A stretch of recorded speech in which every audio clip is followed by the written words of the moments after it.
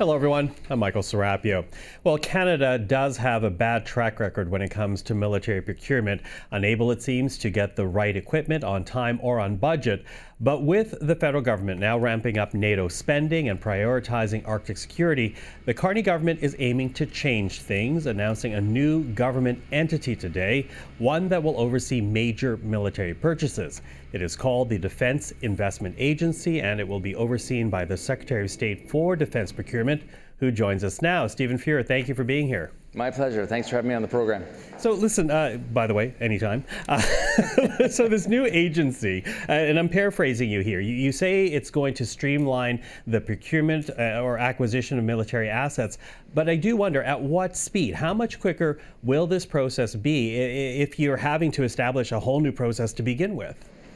Well, it's going to be a lot faster, and I'll give you an example. What we're doing is we're centralizing defense procurement. So that's never been done before. I think the last time it was centralized was in the late 60s. It got decentralized. So we had government, we had PSPC, D&D, and ISED all played a major role. Treasury Board played a role. No one was ultimately responsible.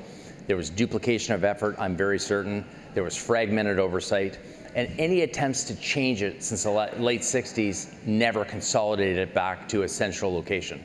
This is exactly what we've achieved. And over the last 4.5 months, I've come to learn why it never happened before, because it was very difficult to do, but it's done. The new agency has authority, it has people, and it has resources. So just out of the gate, if you combine that with best in class or best in show procurement processes, very, very optimistic we can make this happen much, much faster. Okay, much faster, up and running now. But this agency will only oversee procurements over $100 million. So we're talking about the big projects that you're going to oversee. But what about the rest? We're talking about a procurement process, that has not been streamlined for everything else. And this is the process that has failed to properly equip our soldiers on the ground, including helmets and vests when they're in Latvia. Yeah, you got that right with regard to the floor. So the Defense Investment Agency will only take on procurements above $100 million, but it does not take much to spend $100 million, surprisingly, in this day and age. So we will have a lot of procurements to look after. With regard to the threshold under the $100 million, the legacy way of doing things will handle those. But the system itself is much more attentive to where we're at in time and space. We have to build ourselves out in a bigger way. We have to diversify. We have to become less reliant on the U.S. We have to parlay this spend into creating or stimulating Canada's economy and creating Canadian jobs. And where we can't do it ourselves, to respect a timeline, because we have to do this quicker, we'll partner with like-minded nations who share our values. There is a pretty big motivation for all of us to do this quicker, given the time and space that we live in right now. Okay, so what does that mean in practical terms? Because I'm hearing what you're saying. You create this agency. You say it's going to align us better with priorities like working with the Europeans closer, as an example.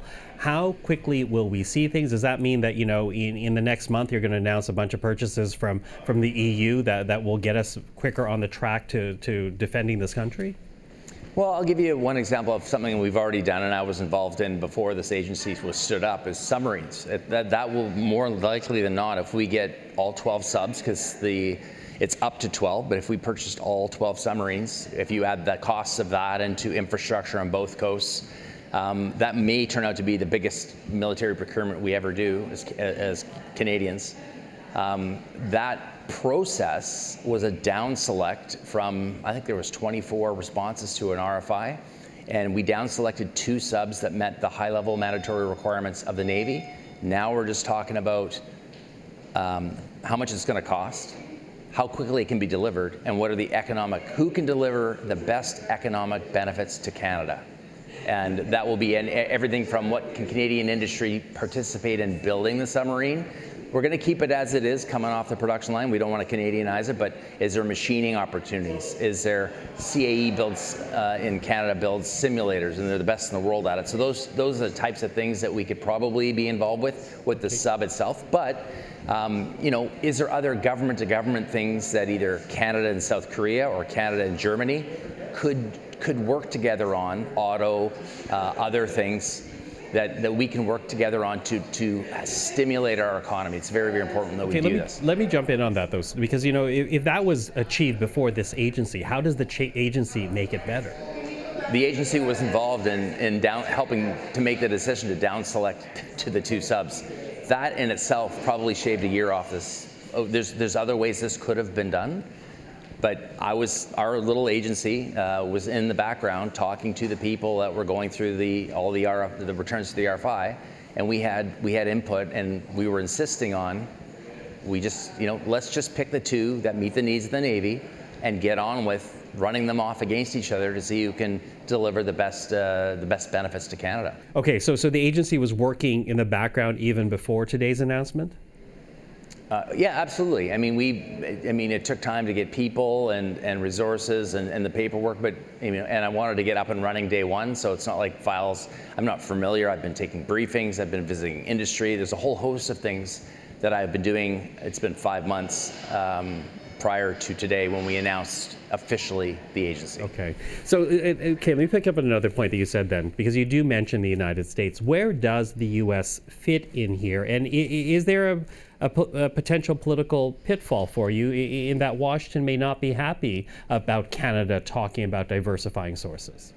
Well, I mean, we're a sovereign country, and we'll make decisions. That's what sovereign countries do. They make decisions based on their own best interests. We want to partner with the U.S. and other folks, but it makes absolutely no sense to be so reliant on one source for anything. And I think it's a fair thing to say that this last 10 or 11 months has woken this country up to the fact that maybe we shouldn't continue moving into the future being so reliant on one source for anything. We need to become less reliant and more resilient. So where we can do it ourselves, we should try and do that. Where we can't, we have other partners. The U.S. isn't the only game in town. They're an important partner for us. We will work with the U.S. where we can, and we'll go our own way where we have to. Okay, but again, this is based on the news conference you held earlier today. I think you were saying 74% of Canada's current military procurement is American. So what level are you looking at? Getting that down to 50%, getting that down to 60%? What exactly is acceptable in terms of diversifying where we get our arms? Well, I mean, everyone wants this, how fast will it happen? Give me a minute, give me $1, give me very specifics. I mean, I would say this very high level. If we can do it in Canada in a meaningful amount of time, we're going to do it in Canada. That just makes the most sense. We need to stimulate our own economy in ways we haven't in the past. If we can't do it here, if it would take too long or to build out the capacity or capability to do it, we will start to look elsewhere and parlay the economic benefit back in another way, in-service support or other government-to-government things we can work out with a country that we're gonna work with moving forward. It wouldn't make yes, it happens to be up until now that 3/4 of our defense spend went to the United States, but it wouldn't matter if it was the United States or pick any other country. Being so reliant on one source for anything makes no sense, and we're not going to do it anymore. Mm-hmm. Quickly losing time here, but and at the risk of asking for something specific, you mentioned submarines. What else is coming down the pipes, and how quickly? Because the need is immediate. Yeah, I mean, we obviously need jets. The Army needs vehicles. We need ammunition. We need rifles. There's a whole host of things. There's a laundry list of things that we need, and some of these procurements are very advanced. They were slowed down or stopped because funding. That's another reason procurements have. There's many reasons why it's gotten slow at times. They were working through the process, and all of a sudden, the government of the day in the past, whether it be the previous Liberal government or the Conservative government before that, decided that our priorities have changed and we're not going to invest in defense. So what happens to the procurements that are in the hopper? They just stop in their tracks. So there's a big laundry list of things that are close to being ready to go, and that's where I'll focus trying to get that capability or those things to the members of the Canadian Armed Forces so they can do the jobs that we ask them to do.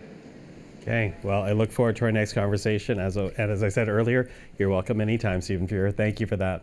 Thank you for having me on the program.